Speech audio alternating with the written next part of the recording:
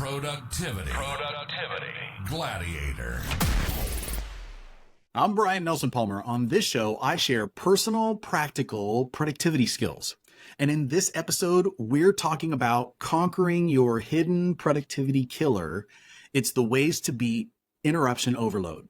And with me on the show today is Joel MacCharles, who's a focus architect. Now, I haven't heard of a thing called a focus architect. So talk about that, Joel. What's your role with this topic? I'm deeply passionate about helping people find time, energy, and focus on the things that are most important to them.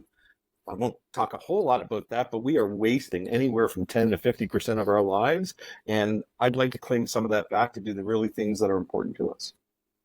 God, we overlap there because I did a whole TED talk on the value of your time. So like reclaiming that time. Yes, Joel, preach, brother. Let's do it. I love it. That's with great. you. Now, so there are people who talk about being focus architects or productivity people. What do you think makes you a little different from others who maybe do talk about stuff like we're talking about today?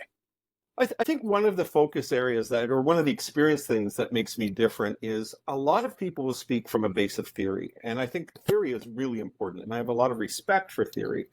But my background also is one of experience and really dealing with the problem of interruptions. At the peak of my really interruption overload time of my life, I was an executive at an organization. We had 4,500 people. I had team members in 4 continents. I was running training. I was running marketing. I was running communications and innovation, all of those teams across the globe. And my life was a constant interruption, 400 emails a day. It was running into generally every half hour, having 3 meetings, triple booked from 9 to 5, or generally it was often 5 in the morning till 6 or 7 o'clock at night. And I would get to my most important work along with my peers after everybody else was done their day. And so I have lived in the trenches of the nightmare of interruptions and lack of focus. I'm excited to talk with this about you. What is interruption overload and why is it such a problem for productivity? 3 things are happening that we've never seen happen before. When I started in a professional office environment, it was 1995. I was a secretary. And, my boss was the CEO of a $20 million company. And my desk was in front of his door. You couldn't get to the CEO without coming through me. I would get in trouble if I let a sales call get through to the CEO. I downloaded all of the email for the entire company, which was 12 or 15 a day, and then I printed them out and handed them out to people. I went from there to 29 years later to being severely interrupted throughout my day and demands on my time, and I recognize that. But after 18 years, you kind of get numb to it. You don't really realize what's happening. And to be candid, my job of 18 years ended unexpectedly. And suddenly I had a lot of time on my hands. And I spent almost a year looking back at what did I learn over 18 years, over 20 years, that I could really see what was happening. And when I reflected, it came back to these 3 things that weren't clear when I was in the middle of that battle. One is we do not recognize the amount of interruptions that we have. We think of email as a single interruption. Meanwhile, if you get 300 emails, it's 300 requests for your attention in a day, right? We confuse text messages with how many people send us versus how many messages we get. I got 6 messages yesterday. Well, actually, you got 30, but it was from 6 different people. But our brain doesn't separate those things. So we don't recognize the interruptions. Number 2, we're misplacing the blame of interruptions. I will ask groups of people that are so tired and fed up of email. I get too many email, they'll say. I'm frustrated by the amount of email that I receive, and I've been there. But an email never sent an email. Like, we're blaming a technology for the people behind it and not looking at what can we actually do about that, which brings us to the 3rd piece of interruption overload, which is we have a perceived powerlessness. Brian, this is kind of embarrassing to admit, but it's something I have to talk about every week. I was the head of training, I was the head of innovation, I was the head of communication, and I didn't think there was anything I could do to reduce the amount of email coming to my inbox.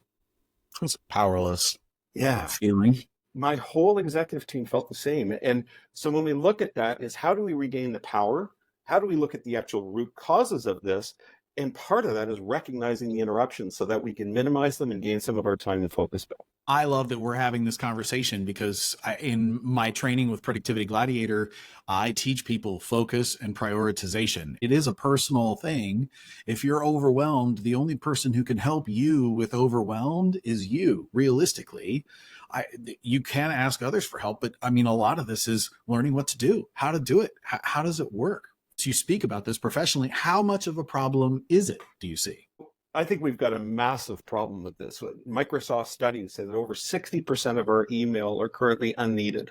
And we're spending anywhere from 2 to 4 hours per day in our email. If I could turn to any person who's, a new manager, even a CEO, and say, hey, listen, you're spending 60% of 4 hours a day on something that isn't needed. What would that mean to your life if you could gain that back? And I think part of this problem, if we look at the measurements of it in terms of scale, cybercrime in the US in 2023 was a $288 billion problem. And we talk a lot about cybercrime in business. In 2004, unneeded interruptions was measured as a $560 billion problem. And I would estimate that we have more interruptions than we've ever had today. And frankly, most of the training that even I led, is failing people. I love the Eisenhower matrix. I think the Eisenhower matrix is a brilliant thing for those of you who may have run into it, urgent versus important. But it was invented in the 1940s. It was invented before a fax machine existed in a business. It was invented before we had email. It was invented before we were interrupted 1,000 times a day. I totally disagree with you on the Eisenhower matrix. I think it's an excellent tool to help you be able to figure out where to start.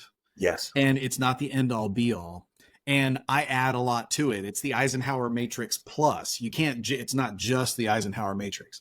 However, I do think that still to this day, it is a great tool at simplifying, because when people get overwhelmed, to be able to look at a task and think, is it urgent and is it important and where am I starting? And to be able to subdivide those into important and urgent, I think it's super helpful. Is it just because it's old and so there's more going on than there was in the 1920s, 30s, or say more on that? Yeah, so there's two factors. When Stephen Covey popularized it in 1989, when you read the reading in 7 Habits about the Eisenhower matrix, he says that they were entering the 4th generation of time management. Time management needs to change over time. And if we think about how much business has changed since 1989, I would think that, holy smokes, maybe he was onto something back then when he said that. Here's the problem. Imagine that in 1995, when I was a secretary, my boss had 30 things come his direction in a week. He could put all of those in important interruption boxes. And in fact, I actually had 4 file folders that I put his emails in because I printed them physically. He didn't have a computer on his desk, right? So his inbox had his emails into urgent and important. I sorted them physically. Now, as an executive, can you imagine if I received 400 emails a day, including Saturday and Sunday, by the way, right? Because we're on a global team here. So I'm receiving 2,800 emails in a week. The truth is, there would be over 1,500 emails that I wouldn't even get to read to know what was urgent and important.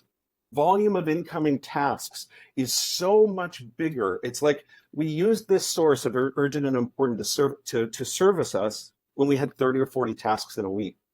When we have thousands and thousands of interruptions coming in any given week, we need to do something more proactive before we can use the Eisenhower matrix. So the Eisenhower matrix, I think, can be effective, but it's not effective like it was in the past on its own, because the torrent of information coming at us.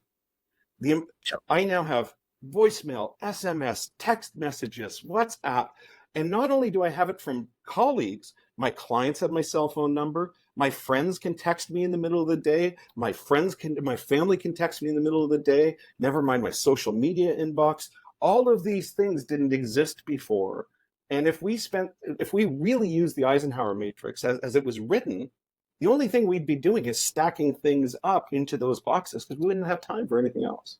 I love that we're having this conversation, because this is like the entire focus of one of my Productivity Gladiator trainings is on this exact topic. What do you do? And so for this episode, let's circle back and focus then specifically on interruption overload. So what do you do with interruption overload? So Joel, what I'd love to do is just kind of go back and forth. I've got some ideas that I've shared with people. I'm into hacks and stuff. So I want to share a couple of those that I have on focus and interruption overload. But what about you? You want to kick us off? What's one that you, when you're talking about this, what's one that you give for what are the ways to beat interruption overload? Let me go broad and then I'll get specific. And I'll get specific after you give one. But broad and the kind of mindset I use is I think about an air traffic controller.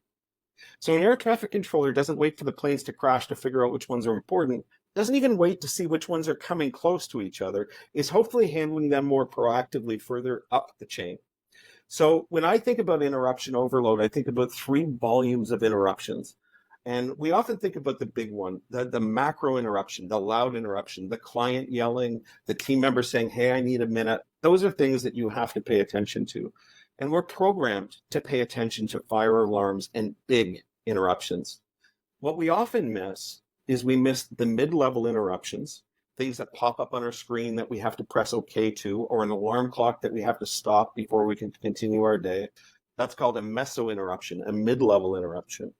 And a micro interruption, which we don't even recognize anymore, a blip on your watch, a blip saying you just walked 10,000 steps, or, oh boy, my mother just text messaged me. I don't know what the message is, but I'm sitting there going, is everything okay? And it's sitting there haunting on me at that volume. Mm-hmm. So when I speak to people about interruption overload, what I find is what we try to solve for is the big ones.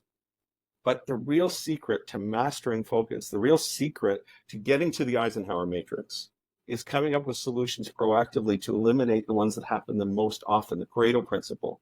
What's the thing that interrupts you 200 times a day that you're not paying attention to? Are you getting 50 newsletters that you don't read and that's just filling your inbox? True story. Gosh. And being able to flag those interruptions and or avoid them for even a period of time, because you can't put them off forever, but being able to quiet those while you can do the important stuff in your life, God, that's such a win. And that, one of the things that I wanted to share was it's such a simple thing that people don't use. And that's every one of our computers and every one of our phones has a focus mode.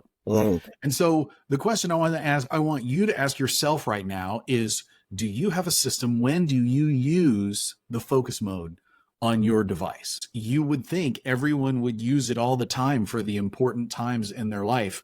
But for most people, the only time that it comes on is at night because the iPhone is set to do it automatically or the Android does it automatically during your sleep hours. That's probably the only time that many people use it. So it's this amazing tool that shuts off the noise and the interruptions. I use it at work consistently if I'm trying to be productive and get stuff done, because the reality is our job descriptions don't say respond to email. Our job descriptions are to do important work, to help, to train, to sales, whatever it is, management stuff. Also, if you don't already do this during date night or when you're at dinner with your family, please put focus mode on, because don't be that guy who's checking your phone or that girl who's checking your phone in the middle of this amazing memory that you'll have forever with this time with your family or your friends or whatever it is. So that's just, focus mode. Please use focus mode intentionally more than just when the phone does it on its own. I'd riff on that too and say, when you're talking to your teams or you're talking to the people you're working with, change the automatic cue that says everybody put their phone on silent, because that's the one that we share with everybody. But actually putting your phone on silent is more likely to create an interruption. Geez, it just beeped in my pocket. What's it saying? I got to know what's it saying. We've all checked our phone and found out that it wasn't even vibrating, but we thought it was. Yep. Right? Absolutely. All right, Joel, what else you got? I actually want you to be more available to be interrupted. Interruptions aren't bad, but I want you to be interrupted by good things, by important things, by things that you value, by your purpose, not by just something else. So one of the things that we talked about earlier was newsletters. So I'm talking about one of the easiest ways to clean up your newsletter list on your inbox to the ones that you don't subscribe to. If you open up your inbox and you search the word unsubscribe, you will get a list mostly just of all the newsletters you subscribe to. Then you can take the next half hour and just hit unsubscribe, unsubscribe. Oh, I like that one. I'm going to keep that one. Now I have time to read it because I'm not getting interrupted by 50 other emails. The important plane is coming to the airport and I got rid of the 49 others that are robbing my time to not read that.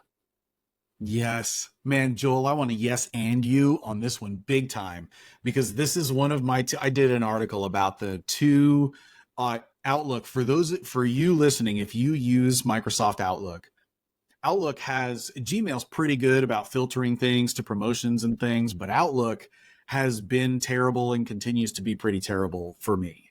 And one of the things you can do in Outlook is set a rule that is basically for anything that says that has the keyword unsubscribe in it, just like you said, send it to a different folder. Have it skip your inbox completely and send it to a folder. I call mine the news and FYI folder because if it's got unsubscribe in it, chances are it doesn't really need my attention right now. And it's like you said, it might not be, it might be a newsletter that I really do want to read or a subscription that I was intentional about.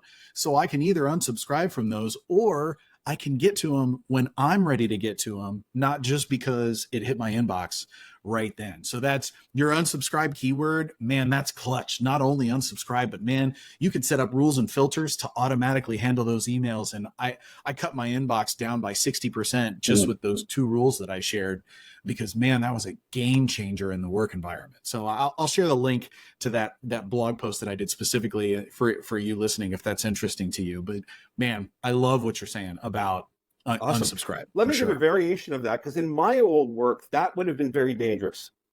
And here's why. My CEO, as an example, would forward me newsletters all the time.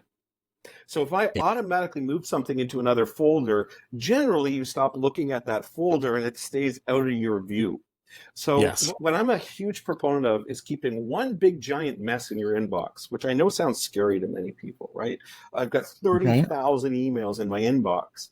But using smart folders, and you can do this in Outlook really effectively, basically you set up a search criteria and it looks like a file folder, but when you click on it, it gives you a filtered view. So I could give a filtered view of just my unsubscribes. But the next step, and the step that I use a lot with people, is actually what I call an interruption inbox. So here's how that works. What I recommend that you do is start to think about who in your life is allowed to interrupt you by email. It's a weird statement. But my girlfriend, Dana, we've been together for 20 years. We have an agreement that she cannot interrupt me by email. She can send me email, but it's never urgent. If it's urgent, she will call me. My parents, if it's urgent, they will call me. So if an email comes in from Dana, it's not urgent. I just know instantly it's not. What I then do is I then talk to people in my life. I talk to my team. Team, you can't interrupt me by email. If you need me, I will make myself available, but you need to call or you need to text message me, whatever it is within there. But there's certain people in your life, maybe it's your boss who says, I'm going to interrupt you any way I want, and that might include email. So then you're like, okay, now I've got to be able to check my inbox.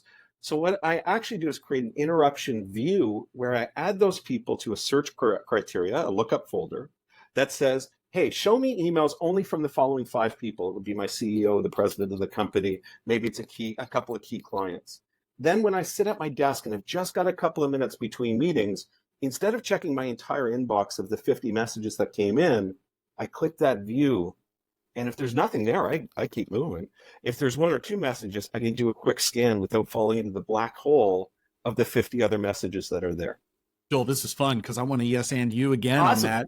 Go. Because I want to go right back and say, actually, I disagree with the mass inbox thing. I feel you on the tons of email, but I'm at 0 on the primary inbox. What I do is leverage the other things. And one of the things you can do with the Outlook rule that I was talking about is you can have it set up so there are exceptions to it. So it will implement except, and the people that are in my exception are exactly the people you just listed. If it's my boss or my boss's boss or my boss's boss, those come right into my inbox. It would never get flagged as an unsubscribe if it's from them. And so you can leverage those exceptions so that it still comes to your inbox. But for me, it's funny, you take this role, we're like accomplishing the same thing in 2 totally different ways.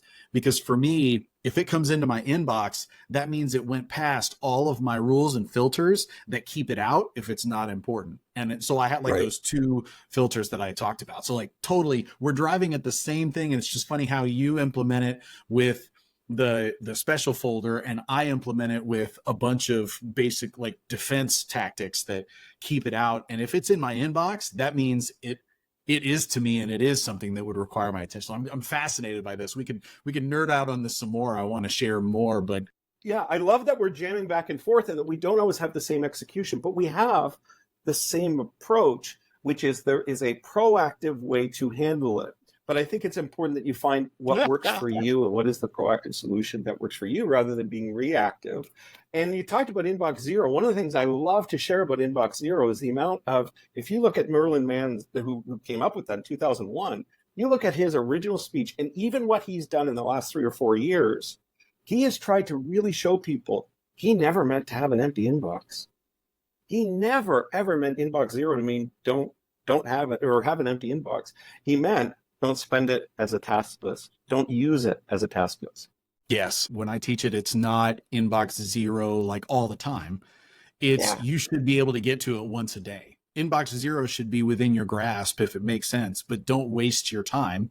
Like we're talking about, don't waste your time obsessing about email. Email is just the tool. It's the communication channel. It is not the end all be all. Well, I want to take this approach with the distractions. We were talking about distractions in email. One of the other ones that I have is social media is a big one. It is a big one for a lot of people. And so what two of the things that come with don't get interrupted by social media. Here are my two tactics that I absolutely love and endorse and hope that you'll do. The first one is, if you listening, if you haven't already done this, please turn off all notifications for your social media. So no red numbers, no pop-ups on your home screen, there is no interruption from social media, because nothing that happens on social media should be important enough to interrupt the amazing things that are happening in your life. Now, I'm not saying don't check them, but what I want you to do is when you're ready to check them, if you're ready to go on Instagram or if you're ready to go on Snapchat, then go check it out and then see all those cool things that have come in. But don't interrupt to check those. Even if you have a split second between meetings, it's not Instagram. It's not that. So first one is turn off the notifications. But the second one is an app that I found that changed my life. And oh my gosh, I'm going to have to look it up because I'm blanking on it. I should have written it down, but there is an app. I'm going to give it to you in the link. So check the notes. This is the first time that there's ever been a reason to check the notes for an episode. But in this, there is an app. And what this app does is, on my phone, I use the Safari browser. I have an iPhone and I use the Safari browser to check my social media. And what this app does is it eliminates the newsfeed from any of the displays of social media, but it still shows you the notifications. So I treat social media like it's an email account almost, where I check the messages. So if there are red numbers, if there are notifications, I check them out. You can hit the button. You can absolutely access all that. And I did a write-up about this. Actually, I got the link to the app, so I'll share that with you in the notes. You'll see it because it's the tech hacks that you can use to get around social media distractions. So I'll share that with you too. But that's ultimately the bottom line, is because I don't have a news feed, I only go on there and check the notifications and any, red numbers or whatever. I check those that come in. And then at the end, there's nothing else to look at. So I close it without ever getting sucked in. And man, that has saved so many hours. So I'm a huge fan of it, just because it's saved me from that black hole that social media can be sometimes. I lived in an environment where social media I had to check, and I had to check it for two reasons. The first one was I ran a social media team, so that was number one. But Yep. the second one that was maybe a bit more surprising is that in certain parts of the world where cell phones cost still to use by minute and are expensive, families will share a cell phone and they will use different access to Facebook and send messages over Wi-Fi for free. So actual official business ends up sending messages by Facebook. And one of the things that I would ask people to think when they go onto social media is what are you getting from this? And if you're getting angry a lot or you're getting upset a lot, then consider what you're getting from that. And maybe you want to take Facebook off your phone, but like I did, I left Messenger on so I could still get messages that were important, but it didn't mean I needed to have access to the entire app. Nice. In the case of something like Twitter, which I'm not on anymore, but was on, I had to check that inbox. And again, I would go on the main page and fall into it. We moved on to Hootsuite so that we could just see the inbox from those things. So even though my job required me to go onto social, I could still protect my amygdala, my adrenaline from that rage baiting, for lack of better words. What you're saying is so true with the Hootsuite or Buffer, or they let you schedule and monitor all of them at once. That's also a great way. If social media is your job, but you're able, if you use Hootsuite and like the newsfeed eliminator, like I talk about, it's controlling your interaction with social media. Because if you leave the default setting when you first get on and use social media, they want to interrupt you all the time, as long as you get in there when you want to get in there. That's the power. And whether that's 2 times a day or 4 times a day or 1 time a day, I love that you have power over that. I no longer have a dog. I had a dog. I loved my dog. My dog has an Instagram account, still has an Instagram account. And that Instagram account for my dog is it's the junk food. It is the chips of the internet for me. And so one of the things that I do is, if I do need to check Instagram for some reason during the day, I'm not checking that account. Because when I want to be able to focus, I want to make sure that my feed is curated to me. There's no reason why I can't have a daytime account and a rest of the time account. And I don't check my rest of the time account during the daytime. Gosh. Yep. I love all these different approaches. And I love that the ultimate goal is don't get distracted by social media unless you want to be. And it's up to you. And it's not a never ending thing. Be able to climb out of it if you get sucked into it as well. You know, I'm curious your thoughts on this. I believe that you should absolutely work from a to-do list. And the reason I believe that, I used to think that you could use your email as a to-do list, or like you mentioned, I mean, there's been different tactics, but over time, as things have evolved and there's more and more communication channels, I believe now more than ever that a to-do list is a great ticket to not get interrupted. And the reason is because if you're in a to-do list and then you're focused on the task that you're doing on the to-do list, it allows you to focus on that task and complete that task and then move on to the next task and actually move forward with the important things that are on your to-do list. And so I'm curious your thoughts on that, because for me, that's been a power move, a huge power move I work from a to-do list. And if things come in, you know, there's so many different channels, right? Like I get emails with tasks. I get Teams and Slack messages with tasks. I get text messages from tasks. And I mean, this is both personal and professional too, right? My wife has things that, oh, Brian, can you check this for me? I have a to-do list for personal and a to-do list for work. And when it goes on there, it absolutely gets done with 100% accountability and certainty. I will get it done. And I'll also get it done in the appropriate order because I'm able to work it in the right order. So for me, it's been a power move. What do you think about that? So I'm going to do a yes and. Okay. I am a big believer in a to-do list with a caveat. When we were in our busiest of days, my to-do list was 6 pages long, double-sided. 12 pages of 40 items on it, 480 things that I had to get to at some point. And I tried all sorts of things, highlight the important thing, recreate another mini list with an important thing. What I would say is this: I now live with a paper day timer that limits me to about 25 things in a week. That's what I can get done in addition to other things. It's about 25 things. So my to-do list stays at 25. Anything that is not getting done this week does not go on my to-do list. It goes in my calendar in a time block. In some cases, this may sound ridiculous, but again, when I had 6 pages double-sided of to-do lists, I would write back to somebody and say, hey, listen, I understand what you're looking for. I can help you with that. I want to help you with that, but it's not going to be till next quarter. And I would put it in my calendar for next quarter. I would have an hour on my calendar. I didn't have to look at that again, think about that. The worst thing they can do is come back and say, no, I need it sooner. Okay, well, then I've got to, maybe it goes on my paper list or I move it. But keep your to-do about the things that you need to do, and the things that you can put onto your calendar that can be done later, put it there so you don't have to think about it, and it will come up when you need to. You know, what's interesting is you put it on your calendar. And for me, I have my to-do list separated, and there are 3 to-do lists. There's the to-do, which is what I can do right now. There's the waiting follow-up list, which are things that I need to do, but I can't actually do them right now. Perfect example of that would be they give you a credit and they say, all right, this credit should appear on your, account in 7 to 10 business days. Let us know if it doesn't. Well, now it's on me to do that in 7 to 10 days. How do I remember to do that? And so I have a waiting follow-up list that has deadlines for what are the things. And so 7 to 10 days later, that will roll right back into my to-do list. So I've got to do now, I've got waiting follow-up, and then I've got the someday maybe list. And someday maybe means I might get to it. I would like to get to it, maybe someday. But like you said, it's not important. There are not consequences if I don't do it. And so I'm focusing on what I can do right now. And so it's interesting. Sounds like you use the calendar for that. And for me, it's still the to-do list, just the 3 different lists. And it depends on where it goes. So I have a version of your someday maybe list. And what I do with that is I have a standing meeting in my calendar at the last week of every quarter. And I have 1 hour, just me.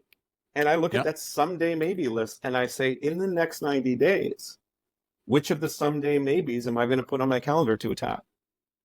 And whatever I don't stays on the someday maybe, out of sight, out of mind, unless I need to add something else there. Yep. Because what was happening to me was psychologically, I had a list of 400 things I had to do. I was getting in another 300 emails. And then there was this someday maybe list that was going to be a never if I didn't ever look at it again. And I just kept adding things and feeling bad about it. Yeah, checking the someday maybe list is something you do have to do regularly at some interval that's right for you. For me, I check it once a week just to see, is anything on there worth pulling off? And oftentimes nothing moves because someday maybe continues to be someday maybe, but sometimes it comes back around. So it's just, I love that it's the same approach it's the same end goal and end result with 2 very different executions. Yeah, absolutely. That's interesting. And to that point, my teams all had their own systems. Sometimes they used mine, sometimes they used pieces of it. It's what works for me. I mean, you don't wear my jeans, you probably don't manage your time the same way as I do. Exactly. I look at them all like tools, right? Mm-hmm. All of these are tools. And like Productivity Gladiator, I teach people an awesome set of tools and skills. And I know they work. They've been battle tested by me and hundreds of other people. And I know that they work. However, just like you said, they are not the only one. So I love to describe Productivity Gladiator as a basic tool set. Yeah. And you need to know how to use this basic tool set. However, if I teach you how to use a hammer, and then for whatever your particular particular task is, you find out that a big rubber mallet is going to be better, then go get your big rubber mallet.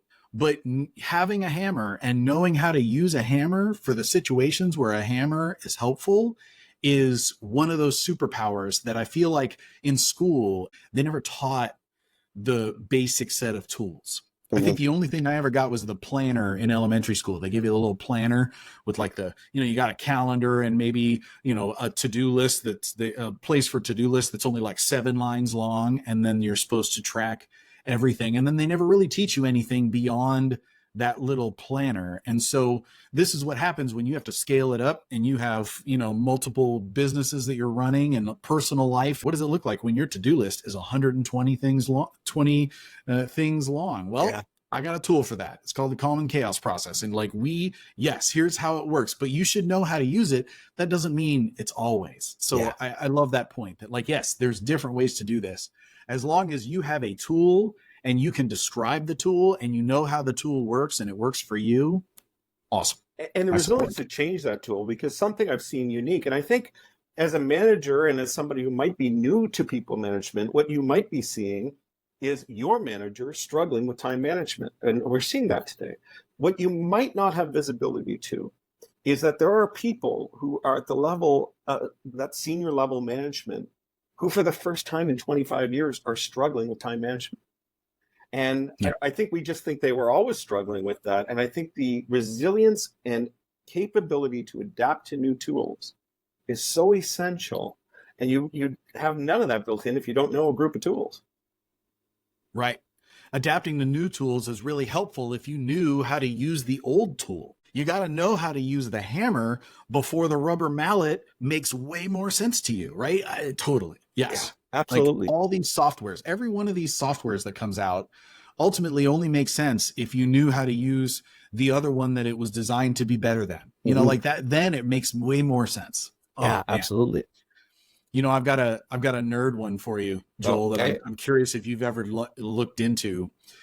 One of my superpowers with focus, when it's really time to focus, like when I am behind the 8 ball, something's coming down, and either I got to get this stuff done or I'm staying late tonight because it can't wait anymore. It's got to be now. My superpower is I use focus music. There's actually, I don't know if you've heard about this, but there's a special kind of music, and I discovered it some years ago. And man, when it's time to crank it out, I hit the focus mode on my computer so that there's no interruptions. And then I have the playlist. And I've got a blog post that does a write up about this to give you. The reason I'm sharing it is because it will also give you links to free versions of this playlist. So you can check it out yourself if you've never actually tried focus music. But the methodology behind it is just that you have a tendency to get distracted roughly every 2 to 4 minutes, maybe. So if you're doing the same thing and you're trying to focus, you constantly get distracted. Like you've noticed it because you probably noticed that you'll check your phone or you'll work for a little bit. And then after a few minutes, you'll want to look around or see what's going on or something will happen. And so what focus music does is at that appropriate interval of time where you would start to get distracted, the music changes. And so that little change allows you to just continuously, that satisfies your brain's desire for a little something different because the music changed. It's exactly the same, but then it changes. So anyway, that's one of my superpowers is focus music, man. Like I'll tell my wife, she even knows about this. I'm like, babe, I'm in a focus music mode right now. Like I'm going to zone in. And that I found that I can work for an hour, 2 hours, only getting up to go to the bathroom and then get right back in and like superpower. So have you ever messed with that or have you heard about this? Yeah, so focus flow music is what I use a lot around that type of thing. And I think there's two things that are interesting from my perspective. One is when I first started using it, that's what happened. But eventually I started using it and I just, I wasn't really thinking about it. But once in a while, that music would accidentally come on my playlist, like in the rest of my life. And I would Yeah. actually get kind of like that Pavlov's dog. I'd want to sit down and work. And so that's how powerful that is, right? It's like, holy smokes, I'm ready to focus. Like it's so funny how it speaks into your life. That's how geeky I am. But the second thing I would add to it is this, is you can't focus if you don't sleep. And I, for a long time, would be like sitting there with this massive to-do list weighing on my shoulders and my head and my mind racing. So I actually go to sleep most nights. It's sleep music, but it's a riff on that focus piece. It's not the same music where I'd want to work, but it will guide me into sleep that will help me keep my brain empty so I'm not letting my work ruin my night's sleep because that's not worth it. Ooh, Joel, I'm going to send me the link to that so I can share it with you listening so you can check that out too, because I know sleep is a topic that a lot of people face too. And oh my gosh, I nerd out on some sleep stuff too. So I'm interested in it selfishly. Like I'm going to plug that in tonight, see how that goes. I do some guided meditation, listening to it to sleep. And then some of the other stuff is just music I really like that doesn't have music in it, or sorry, doesn't have words in it. So it's post-rock or it's these types of genres that appeal to me that they tickle my brain, but they don't activate my brain. Well, we've talked about this for a little bit, and I know you and I could probably keep going, but I want to shift gears and ask you, why are you so passionate about this? I'm angry. I'm really angry. We are wasting anywhere from 30 to 60% of people's lives on email and bad meetings alone. And not important email.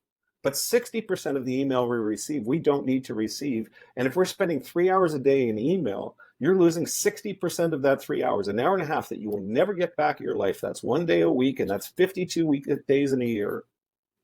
We are wasting each other's lives. And that time can be used to be transformative at work, to and invest in the people that we love and fuel us and fill us with passion and meaning. And we could change the world just by doing a little less. Zero sacrifice. And companies talk about, I want my team to be engaged and I want to excite them. And we're serious about productivity, yet we are willing to waste 30 or 40% of payroll, which is the largest cost component in most organizations. And we say that we're serious about this. We're not serious about productivity today. We're serious about being busy. Man, Joel, I'm laughing internally only because like I'm speaking at the upcoming SHRM HR Florida conference. And the title of my session is "This Meeting Could Have Been an Email." And it's all about how do you do meetings better? What's the alternative to a meeting? How do we not have a meeting for exactly the same purpose? And what I love about that is the idea for that session came from a client that I was working with. The client asked, Brian, we do a lot of meetings. Can you do a session on meetings? I developed that session and then tried it out, and it's gone really well. I am absolutely with you on the angry thing, because man, there is nothing more frustrating than looking at your work calendar for the day and knowing that you've got your list of all the things you need to do, and you look at your day and it's back to back to back, nothing but meetings. And you can probably look at those meetings and tell that one's not really necessary. I'm not going to contribute to that one much at all. Why am I in that one? And that can just be really frustrating, or really feel really defeated when you look at that and see, gosh, I have all this to do that they're counting on me to do, and I got to sit in these meetings at the same time. Man. So I can give one hack for that can transform those. My hack for meetings is the following. You change meetings. We always have the same tips. You got to have an agenda. You got to communicate in advance. All those things are good, but meetings aren't getting better. So what gives, right? Like, we can keep saying the same message, just not change it. What I would recommend you do to change a meeting is have an outcome-based meeting as opposed to an agenda-based meeting. What that means is, at the very start of the meeting, have a roundtable discussion on what decision are we here to make today. If you come up with what decision it is, then you can ask, does everybody still need to be here? No, you don't need to be here. You're not part of this. You can leave. Or are we missing anybody? Because how many times do we get an hour into a meeting and then find out we didn't have the right people and have to repeat the whole thing? If we focus on why are we here, start with the why, not the what. And if we can determine a why, then that meeting has a focus and an outcome that we can then determine if we've got the right resources there. I love that. You said a purpose-based meeting, a purpose-based or outcome-based.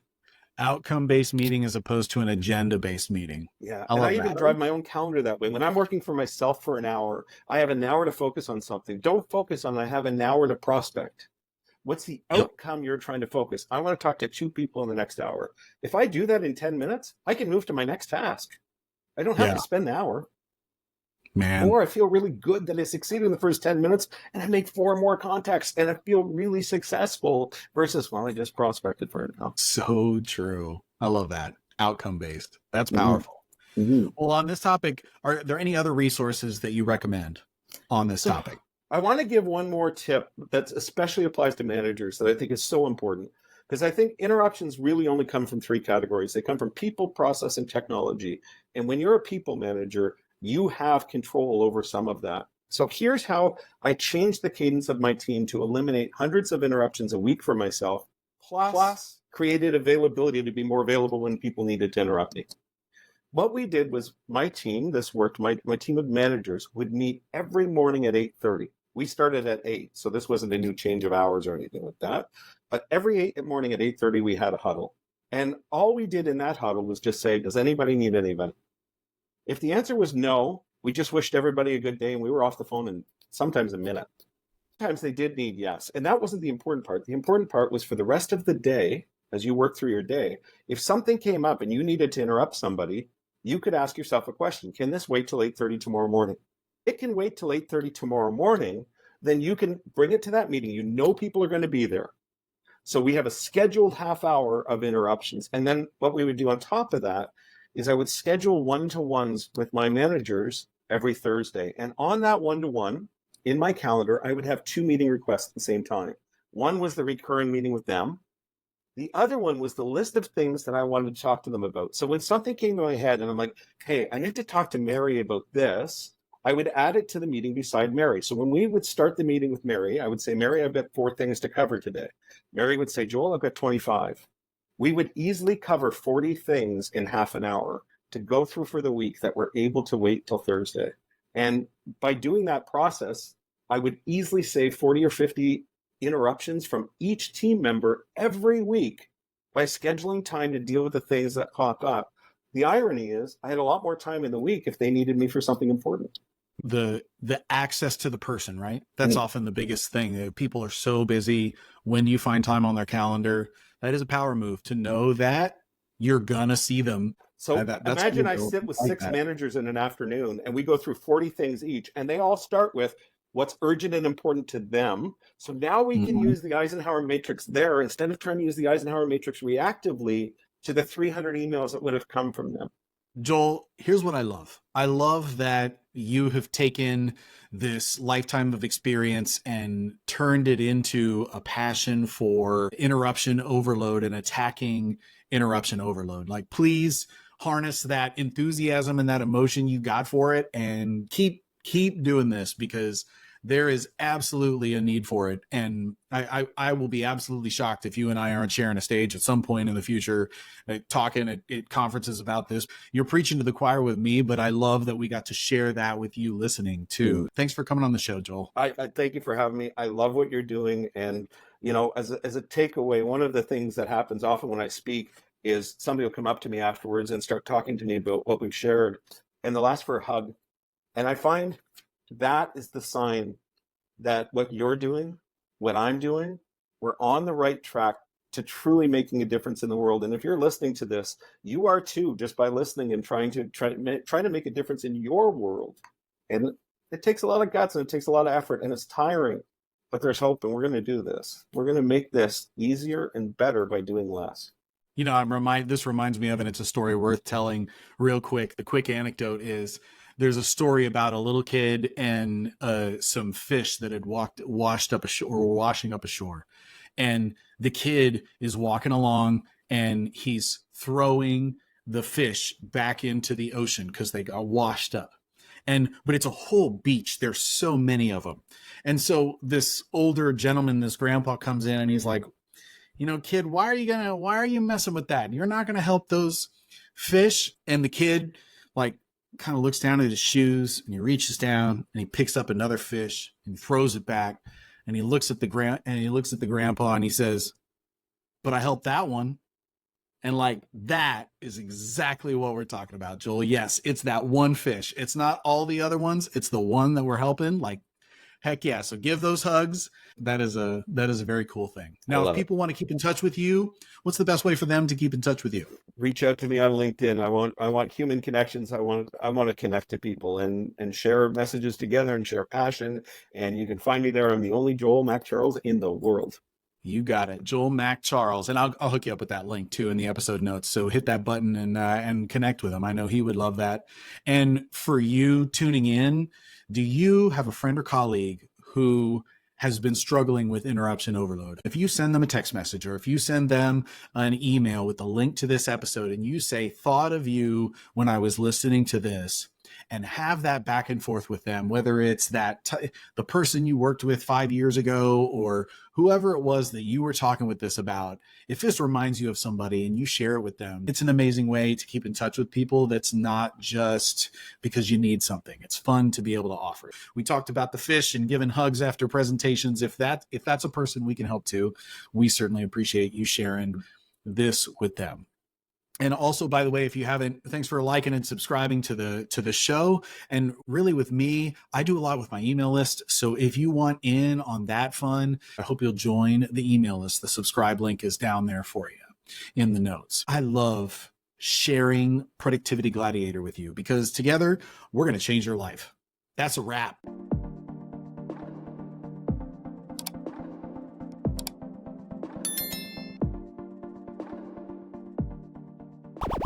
Productivity. Gladiator.